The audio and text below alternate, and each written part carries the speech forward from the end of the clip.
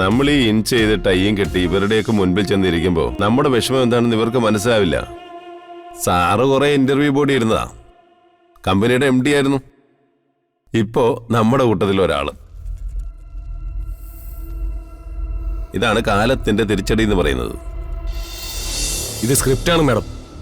ഇത് വായിക്കണം, വായിച്ച് മാർക്ക് ചെയ്യണം, അതിനുശേഷമാണ് ഷൂട്ടിംഗ്. പ്രിയങ്കയ്ക്ക് അറിയാലോ. എനിക്കറിയാം. പിന്നെ ഡയറക്ടറെ, കാശ് ചെലവാക്കി ഞാൻ ഈ പടം പിടിക്കുന്നതേ എന്റെ ഈ മോൾക്ക് വേണ്ടി മാത്രമാ. ഇവിടെ ഇവൾക്ക് മേലെ ഒരാളും ഉണ്ടാവാൻ പാടില്ല. ഷൂട്ടിംഗ് സെറ്റല്ലേ മാഡം, എന്റെ ഭാഗത്ത് നിന്ന് എല്ലാവരോടും ഒരുപോലെ ആയിരിക്കും. എങ്കിലേ എല്ലാവരുടെയും നല്ല പെർഫോമൻസ് കിട്ടൂ. അതൊന്നും എനിക്കറിഞ്ഞൂടാ.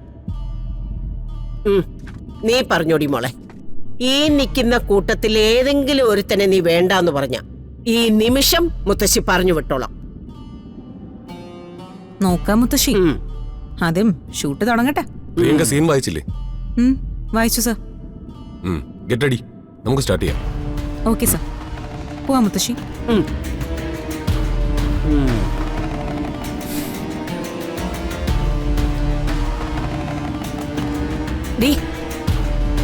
നീ എന്തിനാടി അവനെ കയറി സാറേന്നൊക്കെ വിളിക്കുന്നേ? അവൻ നമ്മുടെ ശമ്പളക്കാരനല്ലേ. ഷൂട്ടിങ്ങിൽ അങ്ങനൊക്കെ വേണം മുത്തശ്ശി. പിന്നെ അവന്റെ ഒരു ഷൂട്ടിങ്ങും അവനങ്ങ് കൊമ്പത്തെ ഒരാളും. വാ അങ്ങോട്ട്.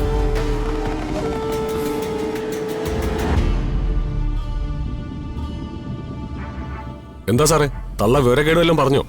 അവരിൽ നിന്നും അതല്ലാതെ വേറൊന്നും പ്രതീക്ഷിക്കണ്ടല്ലോ. ഗോകുൽ, പ്രിയങ്കയും കസ്തൂരിയും വിളിച്ചോളൂ. ഫസ്റ്റ് ഷോട്ട് അവരുടെ. ശരി സാറേ. Madam, shot ready.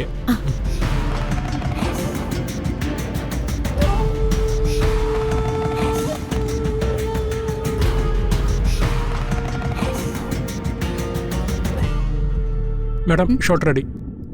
വരാം.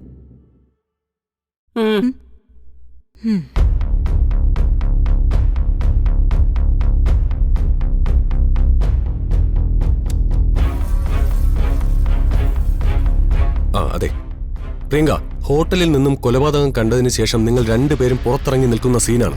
ആ സിറ്റുവേഷൻ നേരിട്ട് കണ്ടതിന്റെ ഒരു ആഘാതം മുഖത്തുണ്ടാകണം. ഐ മീൻ സങ്കടമുണ്ട്, പക്ഷെ അതിനേക്കാൾ കൂടുതൽ പേടിയാണ്.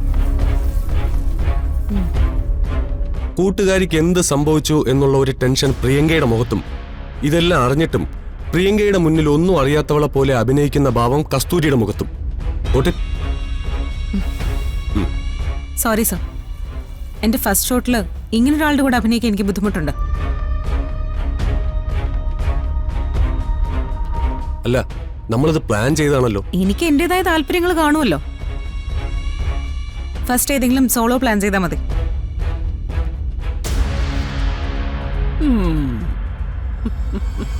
What's going on, sir? How can we continue this? I'm sorry, കസ്തൂരി. അവരുടെ ഒരു നേച്ചർ അറിയാലോ. കുറച്ചൊന്ന് അഡ്ജസ്റ്റ് ചെയ്താൽ. ഇങ്ങനെയാണെങ്കിൽ എനിക്ക് ബുദ്ധിമുട്ടുണ്ടാവും സർ. സത്യത്തെ സാറ് നിർബന്ധിച്ചുകൊണ്ട് മാത്രമാ ഞാനിത് എഗ്രിമെന്റ് ചെയ്തത്. പ്ലീസ് കസ്തൂരി, എല്ലാം നമുക്ക് ഓക്കെ ആക്കാം. ആദ്യത്തെ ഷോട്ടിൽ അവളുടെ കൂടെ അഭിനയിക്കാൻ ബുദ്ധിമുട്ടാണെന്ന് ഞാൻ പറഞ്ഞു. നമ്മൾ പണം ചെലവാക്കുന്ന ക്യാമറ ആദ്യം അവളുടെ മുഖം കാണണ്ട. നീ എന്താന്ന് വെച്ച ചെയ്തോടി മോളെ. ഇപ്പോഴെന്നല്ല, ഇന്നത്തെ ദിവസം മുഴുവൻ അവള് ക്യാമറ കാണണ്ടെന്ന് വെച്ചാ കാണണ്ട. കഴിഞ്ഞ സെറ്റിൽ നമ്മൾ അനുഭവിച്ചതൊക്കെ ഓരോരുത്തർക്കായി തിരിച്ചു കൊടുക്കണം മുത്തശ്ശി.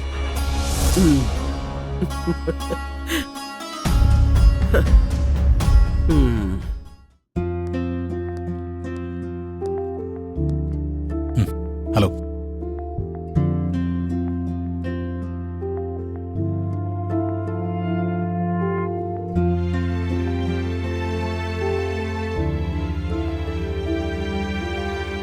രാധികെ, ഞാനിവിടെ ഓഫീസിലെത്തി. ഇല്ല, ഇന്റർവ്യൂ തുടങ്ങിയിട്ടില്ല. ഞാൻ ഇറങ്ങിയിട്ട് വിളിക്കാം.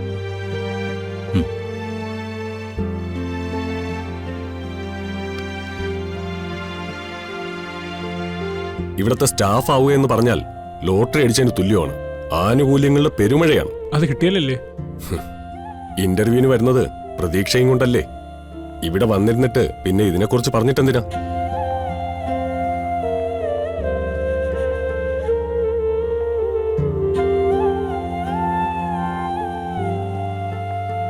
എക്സ്ക്യൂസ് മീ, വരുൺ സാറല്ലേ? യെസ്. എന്നെ സാറിന് ഓർമ്മയുണ്ടാവില്ല.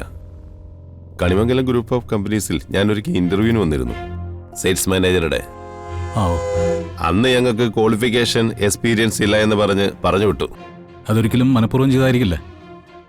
ഇന്റർവ്യൂ ബോർഡിന് കുറേ നിബന്ധനകളുണ്ട്, അതുണ്ടായി കാണില്ല. ഓ, നമുക്കത് ശീലമായി സാറേ.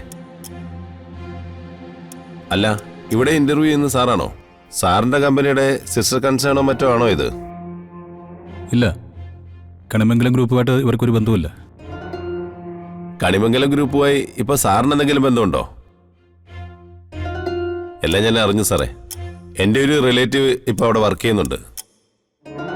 കണിമംഗലം ഗ്രൂപ്പിൽ നിന്ന് സാറ് പുറത്തായി അല്ലേ?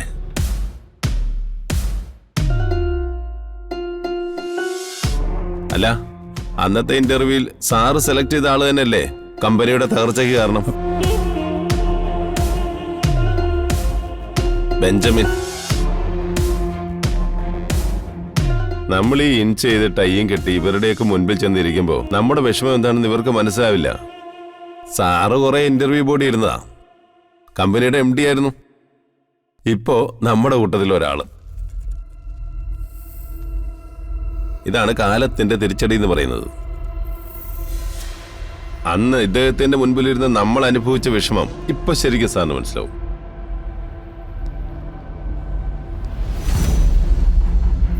വരുൺ,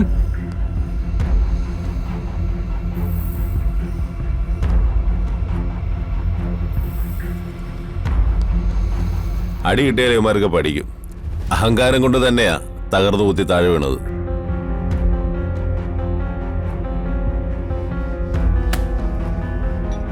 യശോദേ, ഇതെന്താ ഈ ശബ്ദം കേൾക്കുന്നത്? അത് മോള് കുറച്ച് വിറക് കീറുന്നതാ. ഇതെന്താ ഈ പറയുന്നേ? ഇവിടെ ഇപ്പൊ എന്തിനാ വിറക് കീറുന്നേ? വേണ്ട വേണ്ടെന്ന് ഞാൻ പറഞ്ഞതാ, കേക്കണ്ടേ?